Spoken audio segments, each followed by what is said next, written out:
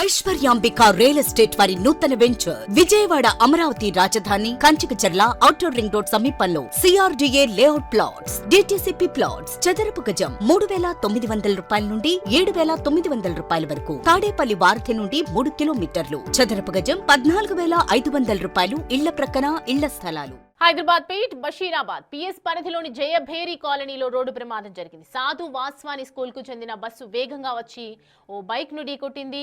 దీంతో బైక్ పై వెళ్తున్న తండ్రి కొడుకులు కింద పడిపోయారు. బస్సు ఆపకుండా ముందుకు వెళ్లడంతో బాలుడిని బస్సు కొంత దూరం ఈడ్చుకెళ్లింది. అదృష్టవశాత్తు ప్రాణాపాయం తప్పినప్పటికీ తండ్రి కొడుకులకు గాయాలయ్యాయి. వెంటనే వారిని హాస్పిటల్ కు తరలించారు. ఈ ప్రమాద దృశ్యాలు సమీపంలోని సీసీటీవీ కెమెరాలో రికార్డ్ అయ్యాయి.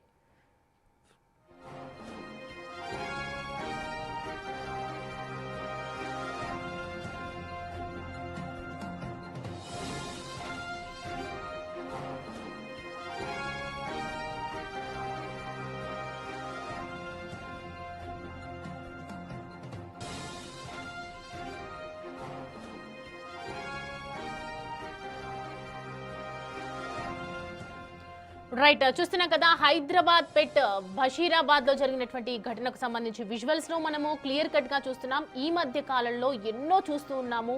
స్కూల్ బస్సుల డ్రైవర్ల నిర్లక్ష్యం కారణంగా జరుగుతున్నాయా, ఎలా జరుగుతుంది అనేది కూడా వాళ్ళ వైఖరి మనం అబ్జర్వ్ చేస్తే కంటిన్యూస్ గా ఒక స్కూల్ బస్ డ్రైవర్లు ఎలా వ్యవహరిస్తున్నారు అనేది క్లియర్ గా అర్థమవుతుంది. అంటే స్కూల్ బస్సు వెళ్తున్నారు కాబట్టి ఒక సెన్సిటివ్ కార్నర్ ఉంటుంది, మనం ఎలా నడిపినా కూడా వాళ్ళ మీదే తప్పు ఉంటుంది అని చెప్పి అనుకుంటున్నారో ఏమో తెలియదు. గతంలో కూడా మనం ఎన్నో చూసాము. ఒక తల్లి కొడుకులు వెళ్తున్నటువంటి టైంలో ఒక ప్రమాదం జరిగినటువంటి దృశ్యాలు అందరినీ కలిసివేసినటువంటి సంఘటన. ఒక రకంగా చూసుకుంటే ఎన్నో రకాలుగా ఇలా ఎంతో మంది కూడా ప్రాణాలు కోల్పోతున్నారు. చిన్న పిల్లలు ఉన్నటువంటి బస్సులో ఎంత జాగ్రత్త వహించాలి, ఎంత జాగ్రత్తగా వెళ్ళాలి.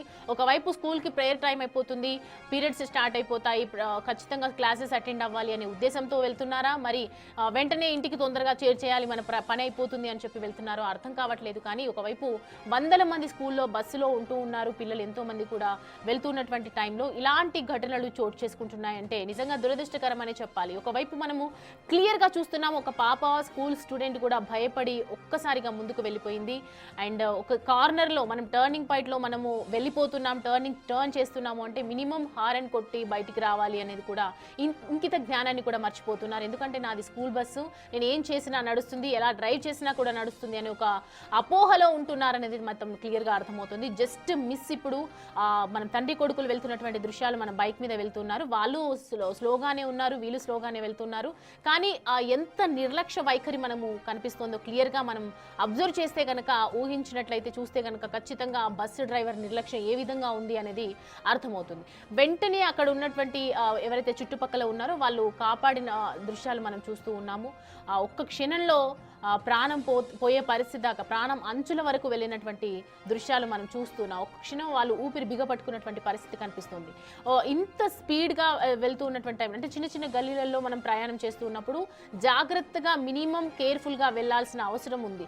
ఇలాంటి ఘటనలు ఎన్నో జరుగుతూ ఉన్నాయి. మెయిన్ రోడ్ మీద ఎన్నో ఆర్టీసీ బస్సులు జరిగినటువంటి మొన్న మనము చూసాము, ఎన్నో బస్సులు కూడా యాక్సిడెంట్స్ జరిగి చాలా మంది ప్రాణాలు పోయినటువంటి పరిస్థితి, ఎంతో మంది బతుకులు రోడ్డున పడినటువంటి పరిస్థితి కనిపించింది. అట్లాంటి టైంలో కూడా మనం ఎంత జాగ్రత్తగా ఉండాలి, ఒక డ్రైవర్గా మనం ఒక వాహన చోదకుడిగా విధులు నిర్వహిస్తూ ఉన్నప్పుడు మనం ఎంత జాగ్రత్తగా ఉండాలి, ఎంత మన కనుసన్నల్లో మన డ్రైవింగ్ ఎంత స్లోగా మనం మెయింటైన్ చేయాలి, మనం కంట్రోల్లో ఎంత కంట్రోల్లో ఉండాలి అనే విషయాన్ని కూడా మర్చిపోయి ప్రవర్తిస్తూ ఉన్నారు. ఒక స్కూల్ బస్సు మనం వెళ్తున్న ఏదో ఇంటర్నేషనల్ స్కూల్ బస్ లాగానే కనిపిస్తూ ఉంది. ఒకవైపు నార్మల్గా చూసుకుంటే ఇలాంటి స్కూల్ బస్సెస్ అనేవి చాలా ఉంటాయి. ఒక స్కూల్కి సంబంధించి ఒక 6-7 బస్సులు అయితే కేటాయిస్తూ ఉన్నారు. ఎందుకంటే డిఫరెంట్ ఏరియాస్లో పికప్ చేసుకునే అవకాశం ఉంటుంది కాబట్టి అలాంటి టైంలో కూడా ఎందుకు అంత తొందరపాటు, ఎందుకంత నిర్లక్ష్యం అనేది, ఎందుకంత లేజినెస్ అనేది మాత్రం మనకు అర్థమవుతలేదు. అంటే ఒక స్కూల్ పిల్లల్ని బస్సులో తీసుకుని వెళ్తున్నప్పుడు మన కళ్ళు నిద్రపోతున్నాయా అని కూడా అర్థం కావట్లేదు. ఎందుకంటే ఒక్క క్షణం వచ్చే ఇప్పుడు మనం చూస్తూ ఉన్నాము, అది బైక్ కాబట్టి జస్ట్ మిస్లో మనకి ప్రాణాపాయం తప్పింది. కానీ ఒకవేళ వేరే పెద్ద వాహనం ఏదైనా వచ్చి ఉంటే సడన్గా ఢీ కొట్టి పరిస్థితి ఉంటే ఆ స్కూల్లో వెళ్తున్నటువంటి పిల్లలు, బస్సులో వెళ్తున్నటువంటి పిల్లలు కూడా ఇప్పుడు చూసుకుంటే కనుక ప్రమాదవశాత్తు వాళ్ళకు కూడా ఏదైనా జరిగి ఉండొచ్చు. ఇలాంటి టైంలో కూడా మనం ఎలా డ్రైవ్ చేస్తున్నాము, ఏం చేస్తున్నాము, ఒకవేళ సీసీటీవీ కెమెరా లేకపోతే మాదేం మిస్టేక్ లేదు, బైక్ వచ్చి మమ్మల్ని డాష్ ఇచ్చింది అని చెప్పి ఏదో ఒక సాకు చెప్తూ ఉండేవాళ్ళు. ఎందుకంటే స్కూల్ బస్సులు అనేవి ఒక సెన్సిటివ్ కార్నర్లో ఉంటాయి. స్కూల్ బస్సు చేసే తప్పుల్ని ఎవరు లెక్కలోకి తీసుకోరు. ఖచ్చితంగా వాళ్ళు ఒక జానర్లో వెళ్తూ ఉంటారు అని చెప్పి. నడి రోడ్డు మీద వెళ్ళినా ఇదే స్పీడ్ ఉంటుంది, గల్లీల్లో వెళ్తున్నా ఇదే స్పీడ్ ఉంటుంది, హైవేలో వెళ్తున్నా ఇదే స్పీడ్ ఉంటుంది. ఎందుకంత తొందరపాటు, ఎందుకంత నిర్లక్ష్యం అనేది కూడా అర్థం కావటం లేదు. ఇప్పుడు చూస్తున్నటువంటి దృశ్యాలను చూస్తే మాత్రం నిజంగా జస్ట్ మిస్ అనే చెప్పాలి, ఒక్క క్షణంలో ఇదైపోతుండే అని చెప్పాలి. సో మొత్తానికి దీనికి సంబంధించి మరి ఆ డ్రైవర్కి సంబంధించి ఏ యాక్షన్ తీసుకుంటారు అనేది మాత్రం వేచి చూడాల్సిందే.